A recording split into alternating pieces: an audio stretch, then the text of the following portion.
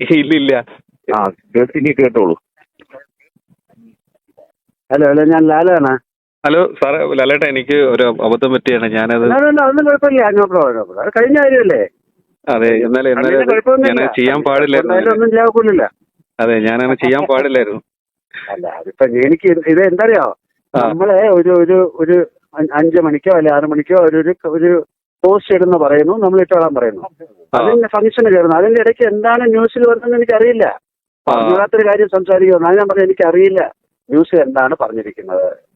അപ്പൊ അറിഞ്ഞൂടാത്തൊരു കാര്യം ഞാൻ നിങ്ങളോട് സംസാരിക്കാൻ പറ്റില്ല. അതുകൊണ്ടാണ് ഞാൻ പറഞ്ഞത് എനിക്കറിയില്ല, അറിഞ്ഞിട്ട് പറയാന്ന് പറഞ്ഞു. അതെ അതെ, ഞാൻ ആ ഒരു ആവേശത്തിന് വെച്ചു പോയത്, മൈക്ക് വെച്ചു പോയത്.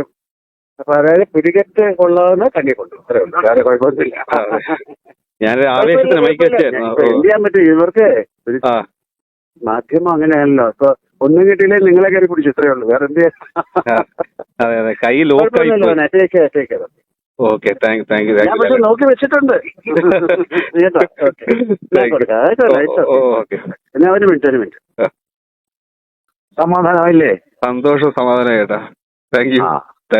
അതാ പറഞ്ഞ, ഒരു പൂ ചോദിച്ചാൽ ഒരു വസന്തം തരുന്ന ആളാണ് മോഹൻലാൽ സാർ. അത്രേ ഉള്ളൂ, മനസ്സിലായോ? ഞാൻ പറഞ്ഞു ഇങ്ങനെ വിളിച്ചെന്ന് പറഞ്ഞപ്പോ എന്റെ അടുത്ത് പറഞ്ഞു നമ്പർ ഉണ്ടെങ്കിൽ നമുക്ക് അങ്ങോട്ട് വിളിച്ച് പറയണം എന്ന് പറഞ്ഞു. അങ്ങനെ വിളിപ്പിച്ചു കേട്ടോ. ഓക്കെ, വിളിച്ച് നിങ്ങളെ മാനേജ്മെന്റിന്റെ അടുത്തും മറ്റുള്ള പത്രക്കാരുടെ അടുത്തും ഒക്കെ വിളിച്ച് പറയണം, ഇതാണ് മോഹൻലാൽ എന്ന് പറയുന്ന ഒരാൾ. എന്റെ അടുത്ത് രാവിലെ ഒരു പത്രത്തിൽ നിന്ന് വിളിച്ച് ചോദിച്ചു.